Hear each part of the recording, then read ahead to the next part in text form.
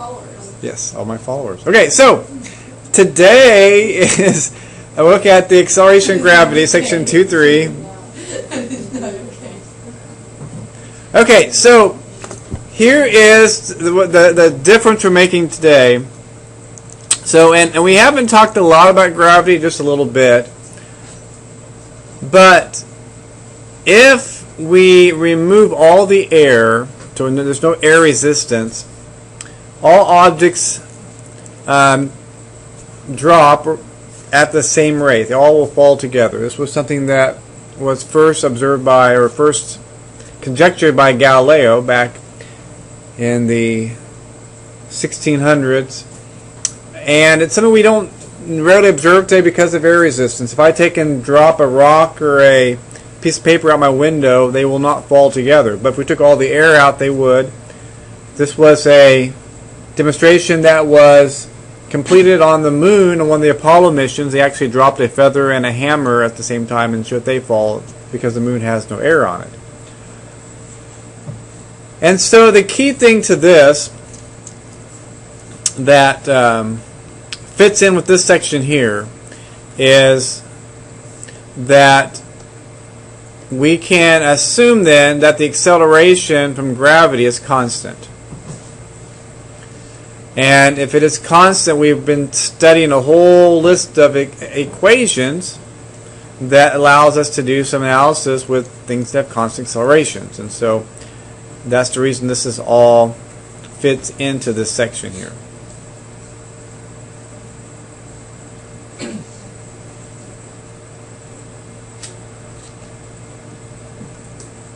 Okay, we're going to use the symbol G for free fall acceleration. So lowercase g for gravity.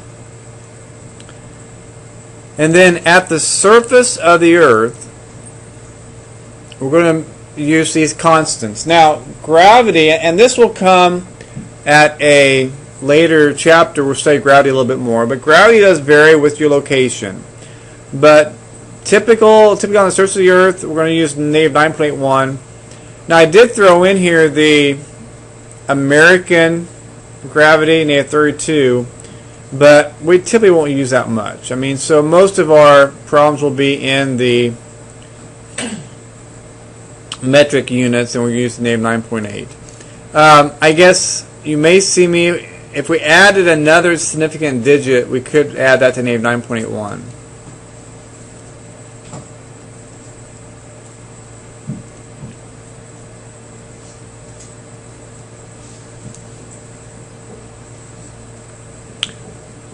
And the question may come up then, why do we have it being negative?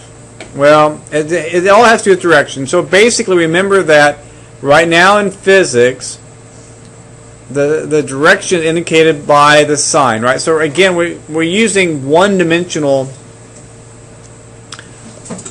physics in this chapter. And so if we look at the one dimension, if we look at right now we're in the vertical dimension, right?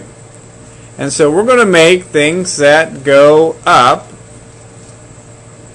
positive and then things that go down negative. And this will apply to velocities and accelerations and displacements. And so if we have gravity pulling something down, and gravity always pulls things down, that means that gravity has to be negative. The sign indicates the direction.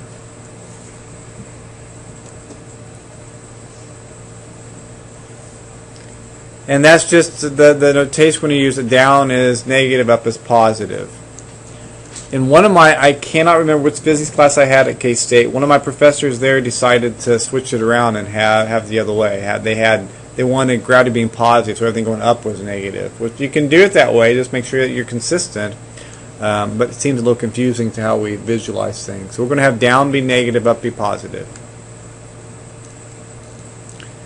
And remember, not only for acceleration, but let's say that we take a volleyball, right? And we're going to take this volleyball. So here's the volleyball player.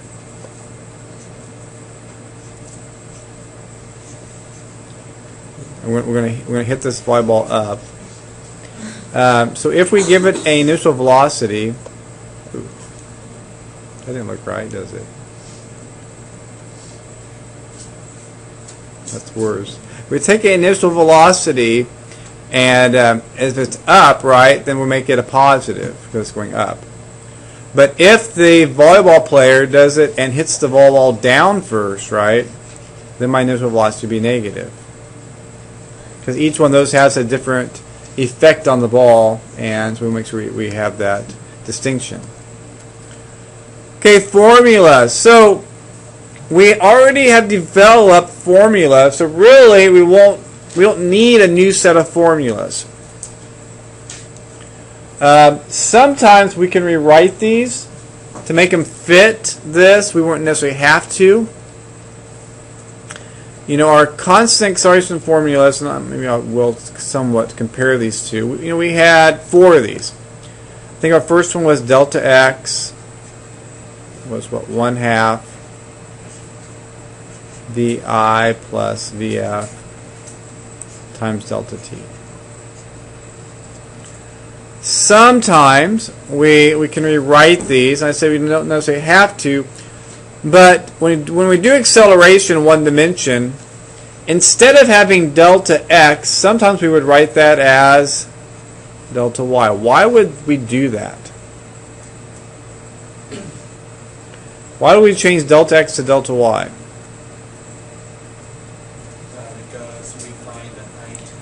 Because now we're in the vertical direction, right? And these x's and y's, typically if you think back to math and the coordinate plane, this kind of correspond to the horizontal axis and the vertical axis. We wouldn't have to do that, but sometimes you'll see that. And then the rest of the equation would be the same. 1/2 vi plus vf times delta t.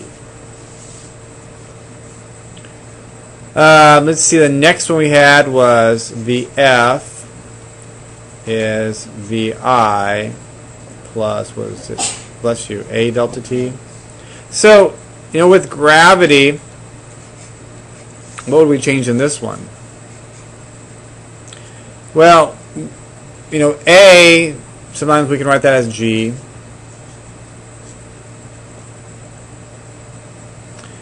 But again, it's just that A is that constant -9.8 or -9.81.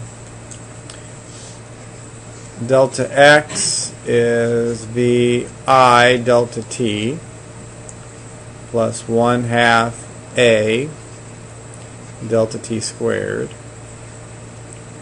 Well, so we can make a couple changes on this one. Instead of a delta x, I'll write that as delta y.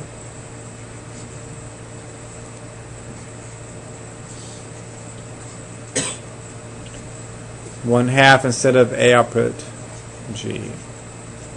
But again, same equation, right? Same mathematical relationship, just referencing a couple different things. And the last one we had was Vf squared is Vi squared plus 2A delta x. We could write that Vf squared is Vi squared plus 2, and then A becomes G, and then delta x becomes delta y. But again, the mathematics is exactly the same.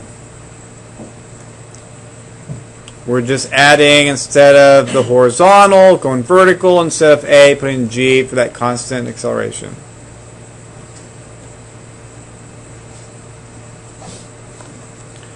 Okay, so first problem, we have a bolt or some object. I guess the object, I have a bolt that falls from a water tower 100 meters above the sidewalk below. So the water tower by the shop out there, I think in Trigg, we actually measured that last year, it'd be like 120 meters high. I used that to wash my hands. You did, but I was like around 100. Yeah, so this is, no wait, that was 120 feet, wasn't it? Did we do that in feet or meters? No, I think we did it in meters. Really? Okay. So if we have a bolt that falls from the top, right, and that's all you're given here. So we're not given a lot, but we want to find what? How fast is the bolt moving when it strikes the ground?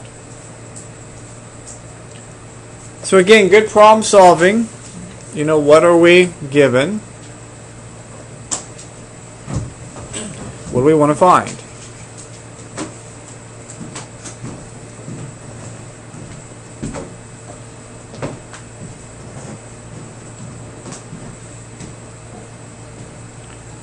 And sometimes these problems seem a little more abstract because you're given less stuff, right? We have to kind of figure out as we read the question what it is. So what do we know about this?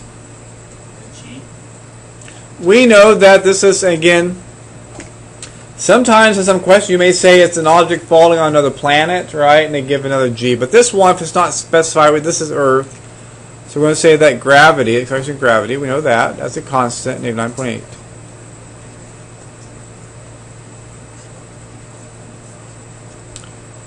What else?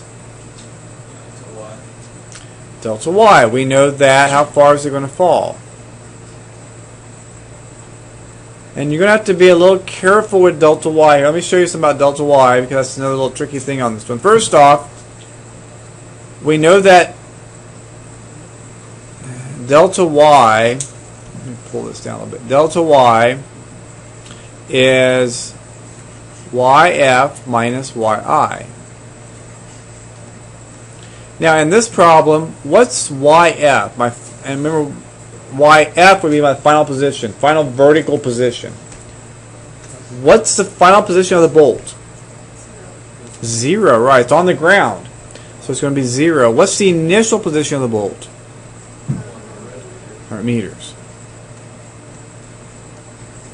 So that means that delta Y is actually equal to -100. And that's important. I'll show you why in a little bit because mathematically it's very important to get that to be negative. So what's the distinction here? The distinction is that the bolt is doing what? It's falling down as compared to doing what? Being thrown up, right? Because someone on the ground could throw the bolt up. And we have to make that distinction somehow. And that's what that negative sign does. Negative says that this is it's going down. So again, we talked about the importance of those negatives. What else do we know on this? We know one more thing that's a little subtle. VI. What's VI in this problem? Yes.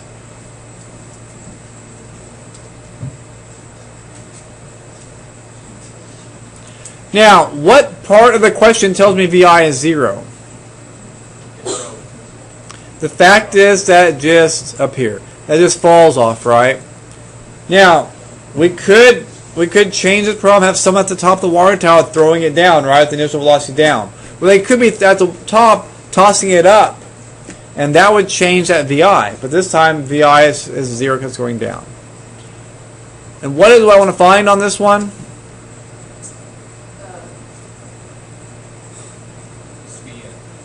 How fast is it moving when it strikes the ground with VF, right? So, which formula would I use that has VF, G, delta X, and VI?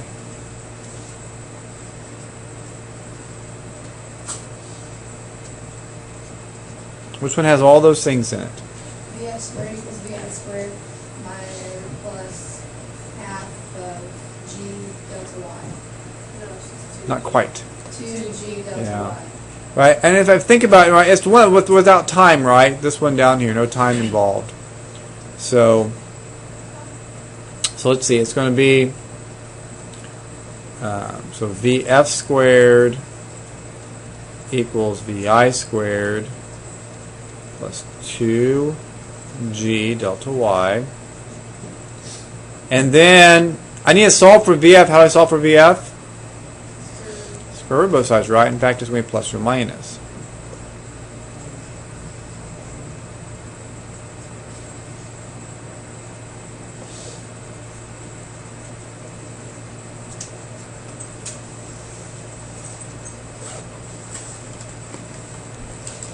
Okay, now the thing is, we have to make another decision here. Is it plus or minus? Because it's falling down. Exactly. And you have to make that decision. It could be either one.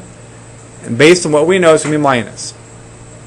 So it's a negative square root of VI squared plus 2G delta y. Alright, so start plugging this in. Now this is actually nice because VI is actually, this is fact is 0, right? So that's, in fact, that one's gone. So it's in this, I'm left with negative square root of 2g delta y. So negative square root of 2 times negative 9.81, or 8, I guess we use 8 this time. And then I've got negative 100.0.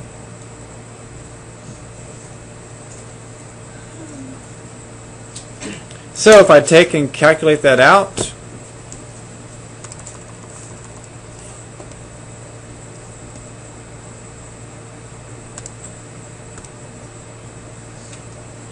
two times 9.8.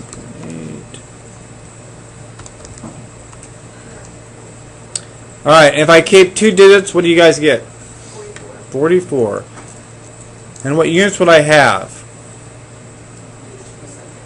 Yeah, so look, if you look at the units inside the radical, I have the square root of, in the radical I have meters times the meters on top. That'd be a meter squared over a second squared. So it's 49.44 meters per second.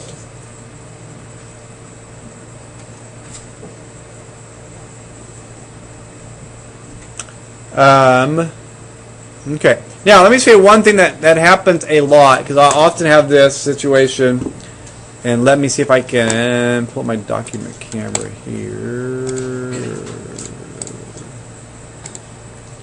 So, if you can see my calculator.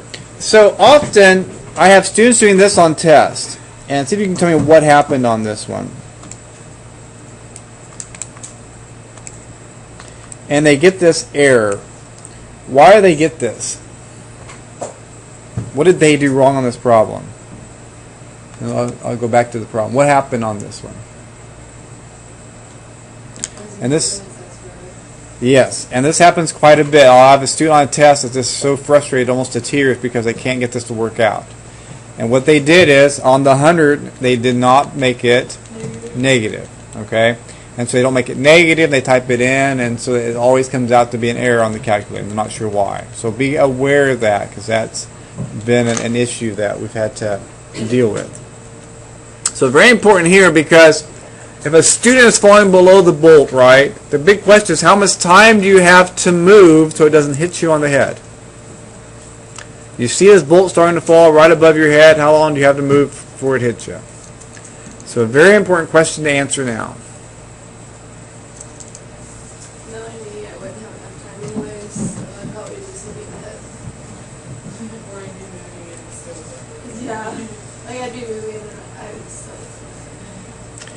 So again, good problem solving, same thing. What are we given?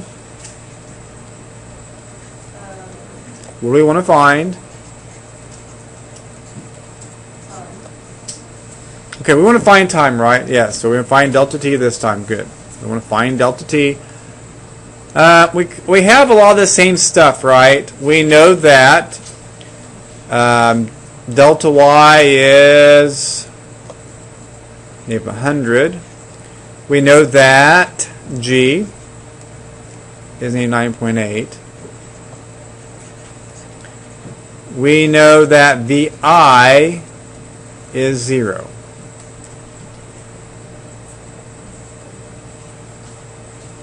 And we know that VF, we just found that out, is negative 44 point. I'm going to add another digit because I don't have any more rounding error. Meters per second. So, which formula should we use? Well, probably. And in fact, I want to look at a couple of them because there's a couple I could use on this one. If you look, I could use. Since I know VF, right, could I use the second one? Yeah. And I could use the third one. Okay, so let me show you something on this one that's kind of important. Why did I do that?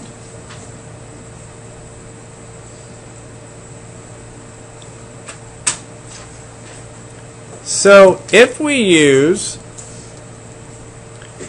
I'm going to start with the third one because we just calculated this one here, right? If we didn't have this one, we actually could use our third equation, which is that delta y is VI delta t plus 1/2 g delta t squared. Now, if I choose to use this one, and I'm going to do this one first, I end up with a quadratic to solve. Okay? And, right, so quadratics, you spend a lot of time probably in Algebra 2 working on quadratics. Because I have the delta t, the variable I want is squared. That makes it a quadratic. Now, this one's not so bad because what do you know about VI delta t, this term here? This term is 0, so that helps a lot on this one. So that means that I have that delta y is 1/2 g plus u delta t squared. I do not have the linear term. I don't have the t term or the b term in our standard form to worry about. So this one's not too bad to solve because we can isolate the square. Right? I can isolate this. How do I isolate this variable? So divide by half, and then multiply both sides by 2. So 2 delta y equals, and that would be g times delta t squared. Next thing would be 2 divide both sides by g.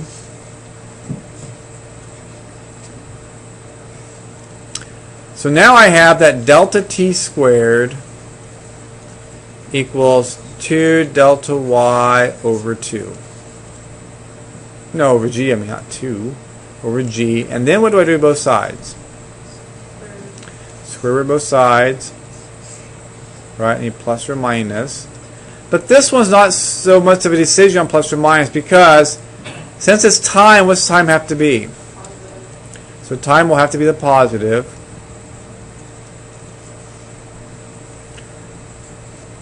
Two times delta y, which was, we have 100 meters per second, over g. Once again, you see that the negatives become very important here because if I didn't get the 100 to be negative, I'd have an error on my calculator and then I may get very frustrated because it won't work out. So my time is the square root of 2 times negative 100 divided by negative 9.8, and that is 4.5. So I have 4.5 seconds to get out of the way. That's enough, isn't it? It's not? It hit you. Sorry to hear that.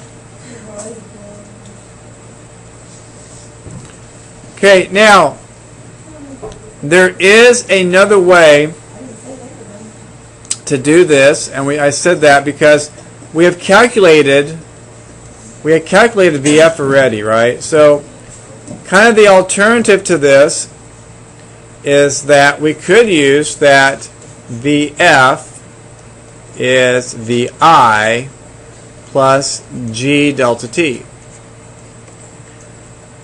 If I had this is actually pretty simple to do too because what was VI in our problem? VI was 0, right? This is 0. So it means that VF is G delta T, right? So if I solve that for delta T, I get VF divided by G. VF was negative 44.3. G is negative 9.8. You can see when I divide my fractions, I get seconds on top. And 44.3 divided by 9.8 hopefully is, and it is, 4.5. So I get the same answer either way. Okay? So depending on, and I'll do another one like this here like tomorrow, Tuesday. But depending on how you want to do it, you have a couple options on this.